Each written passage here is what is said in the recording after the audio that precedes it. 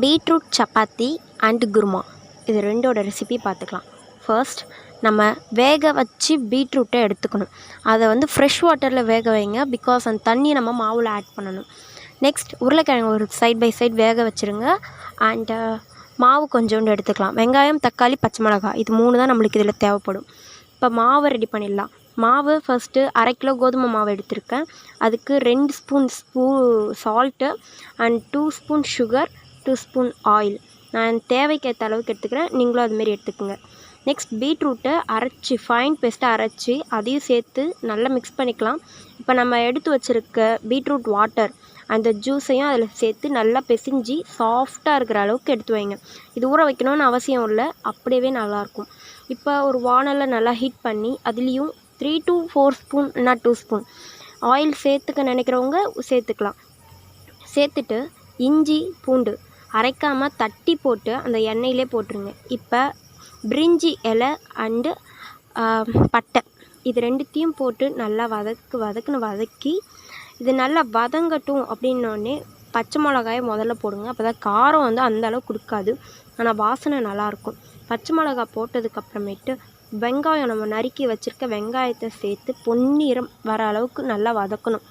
வதக்கினதுக்கப்புறமேட்டு உருளைக்கிழங்கு சேர்க்கறதுனால வாய்வு பிடிக்கும், அதனால் நம்ம பெருங்காயம் போட்டுக்க போகிறோம். பெருங்காய டப்பா கூட ஒரு போராட்டம் நடத்தி தான் நான் அதை போட்டேன். ஓட்டையிலேருந்து பெருங்காயத்தூளே வரல. பெருங்காயத்தை போட்டதுக்கப்புறமேட்டு நல்லா அதையும் வதக்கிடுங்க. இது கூட வந்து சால்ட் ஆட் பண்ணிக்கோங்க.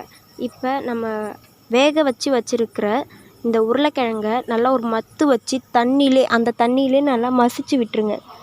ஏன் அந்த தண்ணியிலே மசிக்கிறோன்னா அந்த தண்ணியோடு நம்ம சேர்க்கக்குள்ள அப்போ தான் நல்லாயிருக்கும். இதையும் நீங்கள் வந்து ஃப்ரெஷ் வாட்டர்லே சேர்த்துக்கலாம். இதை ஒரு சைடு வச்சுட்டு நம்ம வதக்கி விட்டுட்டு இருந்தோம்ல அந்த வெங்காயத்தை இன்னும் ஒரு 10 மினிட்ஸ் அதுமாதிரி ரோஸ்ட் பண்ண விடுங்க. அது கொஞ்சம் நல்லா சவுன்னு ஆகிற மாதிரி இருக்கணும். அப்போ தான் வந்து குருமாவுக்குலாம் நல்லாயிருக்கும். இப்போ இந்த நேரத்தில் நம்ம நீட்டாக கட் பண்ணி வச்சுருக்க தக்காளி பழத்தை போட்டுக்கணும். இந்த தக்காளி பழம் வந்து நீங்கள் பொடியாக போடணுன்னு அவசியம் இல்லை, நீட்டாக போட்டாலே அதோடய டேஸ்ட்டு நல்லாயிருக்கும். இதையும் நல்லா வதக்கி விட்டுட்டே இருங்க. நல்லா வதங்கினதுக்கு அப்புறமேட்டு நம்ம கொஞ்சமாக உப்பு, நீங்கள் முன்னாடியே வெங்காயம் வதக்கக்குள்ளேயும் போட்டுக்கலாம், தக்காளி வதக்கக்குள்ளேயும் போட்டுக்கலாம். முன்னாடி போட்டுக்கினது பத்தலை, அதனால் நான் மறுபடியும் போட்டுக்கினேன். அப்புறம் மஞ்சத்தூள், இது வந்து நம்ம செய்கிற காய்கறியில் ஏதாவது பாக்டீரியாஸ் இருந்துச்சுன்னா எடுத்துரும். மஞ்சத்தூள் போட்டு நல்லா வதக்கிடுங்க. அந்த மஞ்சத்தூளோடைய பச்சை வாசனம் போகணும். கரம் மசாலா 1 ஸ்பூன் அளவுக்கு நான் போட்டுக்கினேன், அதையும் போட்டு நல்லா வதக்கி விட்டுருங்க. கரம் மசாலா வந்து ஒரு ஆப்ஷனல் டேஸ்ட்டு கொடுக்கும், அதனால தான் கரம் மசாலா நான் ஆட் பண்ணியிருக்கேன். உங்களுக்கு வேணான்னா நீங்கள் ஸ்கிப் பண்ணிடலாம்.